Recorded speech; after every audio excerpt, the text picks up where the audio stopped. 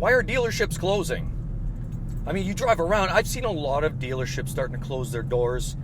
You drive through the lots, you're seeing lots of growing inventory, which on one hand is good. It means great, opportunities for the buyer. There's all kinds of incentives, but sadly for the dealers, extra inventory on the lot usually means that they're not selling.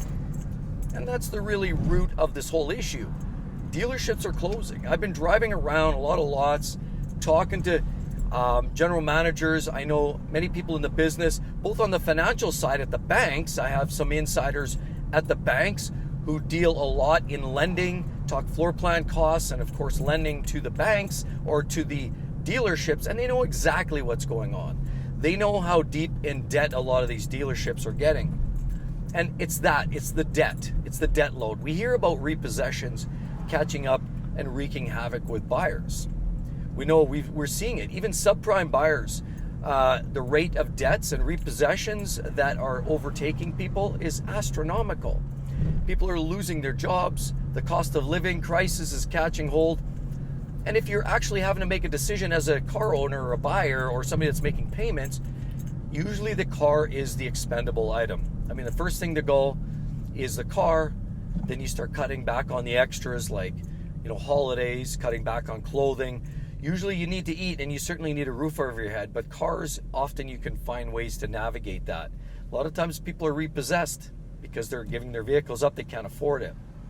This is happening all over. We're seeing a real crisis for car owners. It's a sad state, but this isn't just happening to, some of the worst car buyers in terms of credit ratings.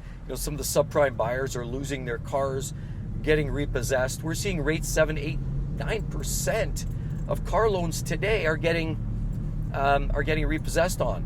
And a lot of it is because a lot of people back in 22 were getting in over their heads. They were buying cars they probably shouldn't have. They were taking on loans for 72, 84-month terms, even 96 months. I've heard all kinds of different rates. Banks were flexible. They were giving money out to everybody, including a lot of people that really shouldn't have been taking out car loans. In reality, now we're starting to see what's left over, the fallout, the absolute catastrophic failure in the market, in which a lot of subprime buyers were still getting a hold of mortgage or loans and now can't make their payments, so they're giving the cars back. So a lot of subprime buyers were in that 6 to 8% of subprime car loans are going default. And we're also seeing even prime buyers, people that actually could probably realistically afford it, are starting to default on a lot of their car loans because they got in when, there were shortages. They felt that they could make the payments. Something's changed in their life, whether it actually be a problem with the job, maybe the job, somebody, layoffs, and people are just, they don't have the money that they had 2-3 years ago. It felt like, with the government handouts, we're pitching money left, right, and center. And so people were buying like drunken sailors. Didn't matter, and the banks were enabling that. And the dealerships were just there to continue feeding the beast, throwing fuel on the fire. People, realistically, a lot of people probably shouldn't have been getting these loans, but the dealers are never going to say no. They're always going to upsell you, get you into the next vehicle, tell you how much you need this vehicle, how great it is, the nice new features. You go out there, you go shopping, kicking tires. And I will be honest, I've seen a lot of dealers now, they're becoming really pushy. But this has evolved because they weren't pushy 2-3 years ago, where they were sitting back at the counters and they were waiting for you to go because they were playing coy. And a lot of them didn't even care because they always had somebody else waiting behind you to buy that car. So here we are, fast forward a couple years later, and I was telling this story. We knew this was going to happen. It was totally not sustainable. And the dealers were making a lot of sales. Again, they were selling cars at an alarming rate, shortages. They were shipping them faster than they could actually get them on their lots. And so things have changed. And now we're seeing, car loans defaulting. We're seeing credit cards, people using their credit cards to pay for their a lot of their daily expenses. I mean, food costs, regular bills. Got to get little Johnny into soccer practice. How about school? How about all these things? Now people are starting to load up their credit cards, and that's taking a real toll on the general average consumer. The average buyer out there, or person out there, is really up to their eyeballs in debt right now, and using credit cards. Student loans are having to pay back, and everybody's clearly underwater. Well, what we're now seeing is the response to that, where we came from a car market that was hot to trot. Car dealers couldn't sell their products. They couldn't get enough products on their lot to satisfy the market demand. That's all changed. Now, it all starts with the buyer, and we've always said that the car market is very much driven. It's a buyer-driven market. So depending on what the buyers are doing, that totally sort of drives what's going on in the automotive sector, as well as other luxury sectors too. I mean, premium upscale vehicles are hit even harder. When the going gets tough and the tough gets going, less and less people, they make decisions. I don't need that boat. I don't need that RV. I don't need that high-end sports car. Don't need all that stuff. And so that's the first area that you start to see people cutting back on. Next is cars. You know, people get into a new SUV. You know, it might cost $80,000. You know, that's a lot of money. We're talking $1,000, $1,200 a month payments on 4 years. It's a lot of money. And when things are good, people are okay with that. But what's going on now in the car market is a lot of the new car buyers, contrary to popular belief, there's not that much margin. You can believe it. You've got maybe 5, 7, possibly 10% margin in your average vehicle. Some vehicles, we know Porsche and some of these other brands are really do a great job of promoting their products, drive high sticker prices, and there's a lot more margin in certain manufacturers. But most brands really only carry maybe 5, 7%, maybe 10% margin. And so if you're dealing on invoice pricing, which is where you should be dealing, because that's where you're probably going to get some of your, the bottom barrel, there's not a lot of money in it for these dealers. Now, the insiders I have in the financial sector, so the banking, and like I said, I know a few people that are directly lending to some of these car dealers. They're in the lending department, and I'll need to bring him on as a guest here one of these days, because there's so much great information that he can spit out. But basically, what you have now are dealers with filling their car lots, and they're incurring all these floor plan costs.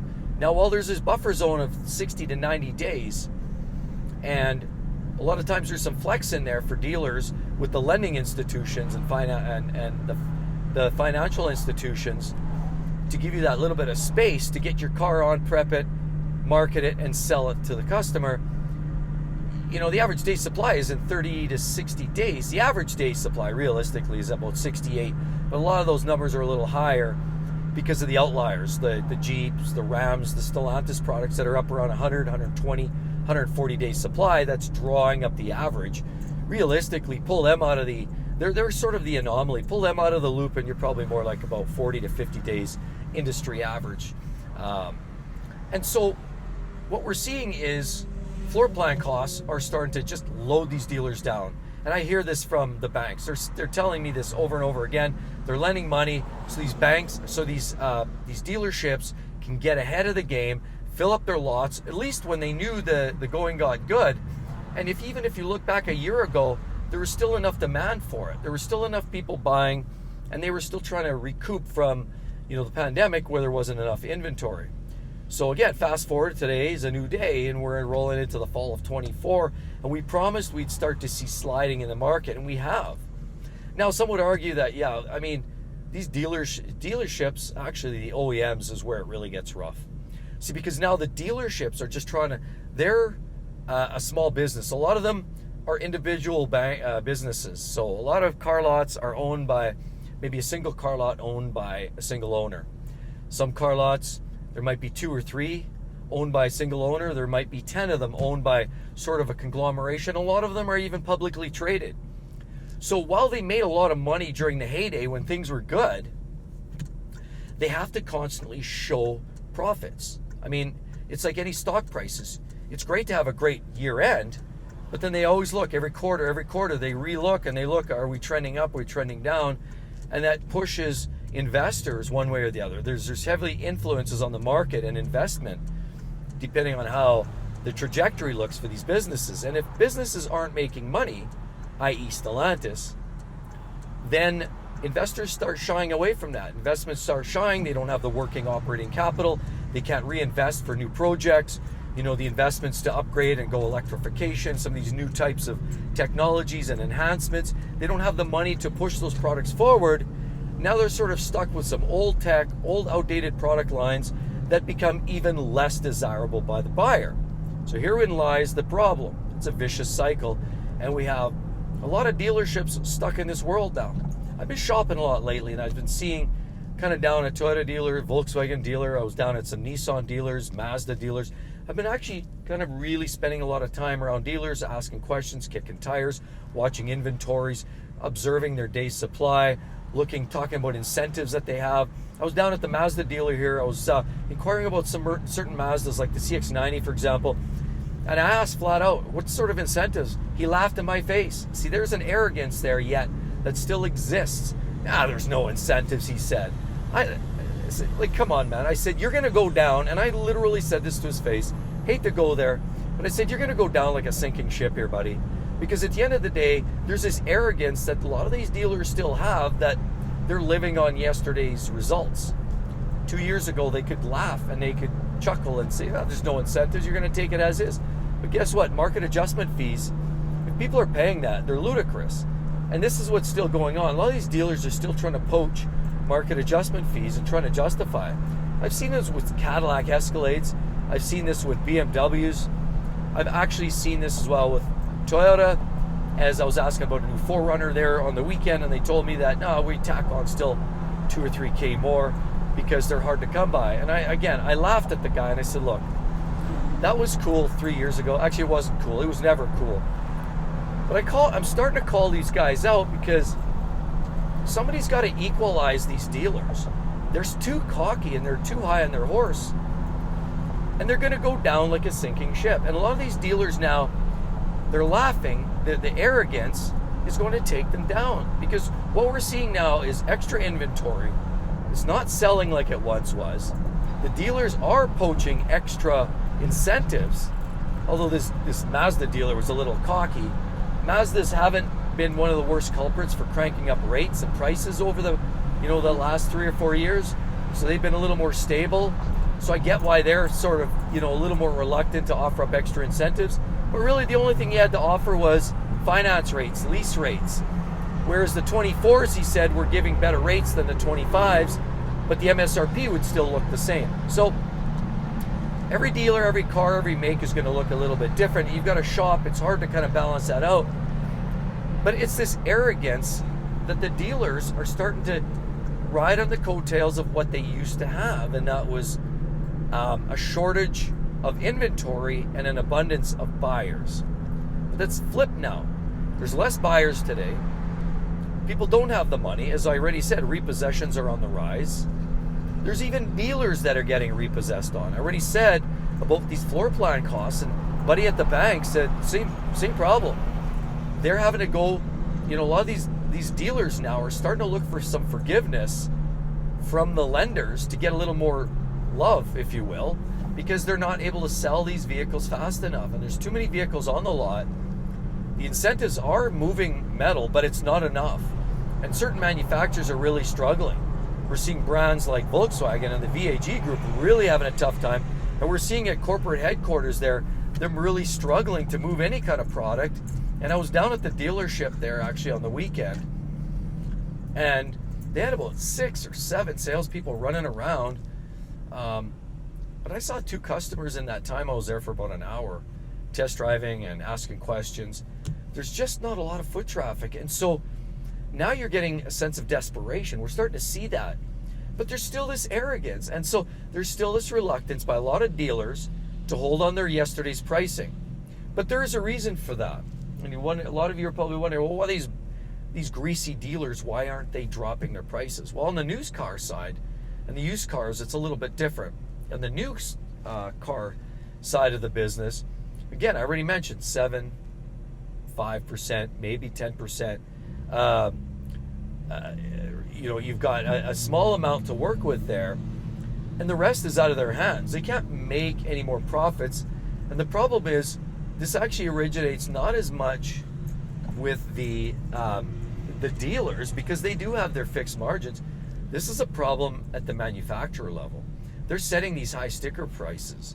And when you're seeing these rates go up, the new Ford Explorer is going up for 25, it's going up X amount of dollars. These numbers are driven by the OEM. They're not driven by the dealer. The local dealer has some flexibility in there. They're able to offer up other incentives, maybe possibly buy, get you on the in-house financing, make a little money there, sell you on some of the protection packages, sell you on paint protection film, extended warranties, and other features like that is, on top of as well as service. They're going to rely that you're going to come back eventually years down the road for service, maintenance, oil changes, and the like. They're going to rely on that. But their big margins don't come from the sales of their new vehicles. So realistically, the problem is beginning and ending with the OEMs, the manufacturers themselves, and really not the dealers so much. The dealers can give you a bit of a break, but there is a bottom line. There is a bottom of that barrel, and it begins and ends with the manufacturers. And the manufacturers, we're seeing what's going on at Stellantis. We've heard about some of the dealers getting downright irate with the manufacturers, saying, look, we can't be competitive. We have a non-competitive product. We can't sell vehicles, and they need a break. Well, how are they going to get a break? Well, they need bigger incentives from the OEM. They need price cuts, price slashes, more competitive product lines. And what they don't need is the strong charging into the electrification market when everybody else is sort of backing off, slacking off, if you will. We've already heard of the likes of brands like GM, Ford have already announced that while they are developing, some of their electric product line, they're slowing it down. They're not going as aggressively. They're sort of keeping that product line available, so they're in the market, but they're not going all in, and they're still Ford says they're going to continue pushing hard and further develop their full-size HD trucks because they see a strong market for the commercial sector. So now we're seeing the likes of certain manufacturers like GM and Ford saying, look, we're going to take a step back because what's going on in a lot of these markets now, these high prices are coming from the development of these electrified vehicles. And unfortunately, that money's coming from somewhere. It's got to come out from your wallet. And so a lot of these brands, specifically when I say Stellantis, for example, aren't really looking at what's going on in the market. They still promise to come out full steam ahead with a lot of electrified products. They promise to be very diverse in that sector, and they are planning to push forward very aggressively. While some of their competitors are saying, well, hang on, no, we're going to back this off a little bit and not get too crazy. So now this is what you've got. You've got these manufacturers committing to a lot of these R&D, manufacturing of very expensive product lines like electric vehicles and the EV segment, and that's holding them to that. They can't be competitive when they're putting all their money into that sector. So this is where a lot of these dealers are struggling. They can't put out a lower grade product. They're forced by the OEMs to have these expensive product lines, these premium products. Now, of course, we also have other issues. These greedy dealers, greed is ultimately a big driver here. They always want to make profit upon profit upon profit. They want to see prices go up every single quarter, and that's how they show positive growth. So greedflation is real. It's legit. This is happening. But it's got to break. It can't continue on. There's only so many buyers. The products aren't getting better. People are starting to break, and the cost of living is really taking a toll. So now this all sort of evolves into a situation where ever evolving more expensive products like Stellantis putting out the premium line of all their vehicles, and they're canceling some of their lower end models. Why do you think the Ram Classic is going away? Because there's less margin in those vehicles. So it's pushing people out of the market. But as it pushes people out of the market, there's a smaller bunch of buyers. You get where this is going? And so with less buyers, more expensive product line, right in the midst of this Armageddon of cost burden that people are faced with credit card debt, repossessions, and everything on the rise. Insurance is one of the biggest costs, by the way. These things are all taking a big toll on people. And what's happening now is, with these less buyers going out there and spending money and buying these products, these dealers are starting to thin out. I've seen dealers fall off. I've seen dealers conglomerate. I've seen now other buying groups actually buy up smaller dealers because the smaller dealers can't compete anymore. They can't compete in these sectors. So a lot of the bigger dealer groups are actually taking over. We see this with Nissan, where we talked about Nissan last week about how they're not competitive anymore. They're not selling as many vehicles, and a lot of their profits are down. They're even talking about rationing some of their sales and selling or buying out a lot of their smaller dealers that aren't making money. So we're seeing it, Nissan closing their doors. I've seen some of these other brands. We're seeing Stellantis. They can't give their smaller brands away, their smaller stores away. They can't, and people aren't buying them. Even as a business owner, it feels like too much of a risk because they don't have the support from the OEM right now, from the factory. And so we're seeing more risky manufacturers going under, selling stores, not competitive. Look at Jaguar. They went all in. They were going to go all electric right in the midst of all of this electric talk. They pretty much canceled all of their ICE vehicles, including some of their most legendary and best-selling and best, most interesting product line, like the F-Type. But now those vehicles, they've canceled everything, and now they're saying, uh-oh, what do we have? We're trying to transition into electric space when nobody wants it. People are buying and retracting. We're seeing Tesla sell their products for a lot less, and realistically, the manufacturers and the dealerships that are less competitive are failing. We're seeing it. They're selling off market share. They're selling off inventory. They're selling a lot of their product into the auction houses. The worst part is, as a dealer, seeing a lot of these cars in the auction, and they're brand new. There's a reason for it. Poorly selling, problematic vehicles, inherently not selling. Nobody wants them, so they're hard to sell, even taking them to the auction. I'm seeing 22s and 23s yet out there. It's a sad state, but dealers are now starting to feel the crunch. And the crunch is coming because buyers aren't buying, and a lot of it stems from the high cost of vehicles, high cost of living, insurance, food, housing, and the insult to injury. When people were buying, dealers were taking advantage of buyers. Now buyers don't want it, and of course dealers are starting to feel the pinch. The worst part is the arrogance they're holding. A lot of these dealers aren't really willing to still negotiate.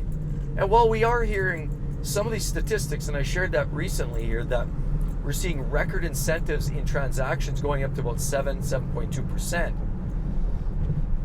It's still hardly enough when we're talking about vehicles that went up 30-40% in the last 3 or 4 years. Big deal, right? And people are starting to read the writing on the wall. You know what? Okay, so they're giving you 5%, 8% off a vehicle, but that's after they've cracked up 40% on the price of that vehicle since 2019. It's a real insult and slap to a lot of buyers. People are reading on the writing, and so dealers are starting to feel the wrath. They're not selling vehicles. The inventory's building. You're watching lots fill up, and the products just aren't moving out the door quick enough. And so days supply, although we've seen a slight recession in that, we've seen a slight pullback, and days supply has actually dropped slightly. The only real reason for that is the massive heavy incentives that these dealers have been putting out. But it's still not enough to really move this metal. And we're just seeing dealers close their doors, left, right, center.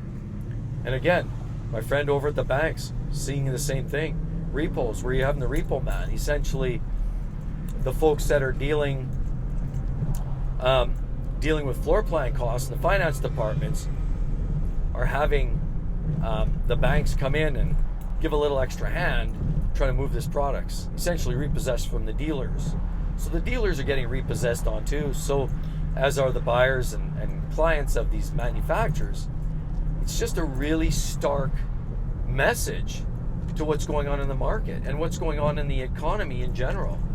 And where we're seeing some of these trends in the car market This is just a precursor to what we're seeing in the rest of the industry and the rest of the market. With increase of layoffs, increase of cost of living, insurance, housing, people are making different decisions. That's why, like me driving this old 2003 Ram 1500, this is what a lot of people are choosing to do, is drive an older vehicle, fix up what they've got. There's a lot more people that are now reinvesting in their old cars, putting on the new set of brakes and tires and try to get another 3 or 4 years out of it. This is just what's happening right now. And the dealerships are starting to feel the pinch, and I'm seeing them close. The bankers are seeing them close. And those that aren't closing, it's only because other larger brands or other larger shops or stores internally know what's going on in the market and are buying those on pennies on the dollar. So dealerships are closing. It's a really, really stark reminder as to what's going on in the industry. And I hope that sheds some light on it for you. And again, as always, definitely appreciate you watching. And as well, please do drop a line. I'd love to hear your thoughts. Are you seeing any dealers closing up shop? I mean, they're preaching like things are good. The governments are preaching things are good. The press are preaching things are good. And even the banks are preaching it. But that's all on the front end. That's just to help stimulate the economy, get people to buy again. There's a stark reality. People aren't buying. Go down to the dealerships. Watch for yourself. Hope to see each and every one in the next one. See you real soon. Bye-bye.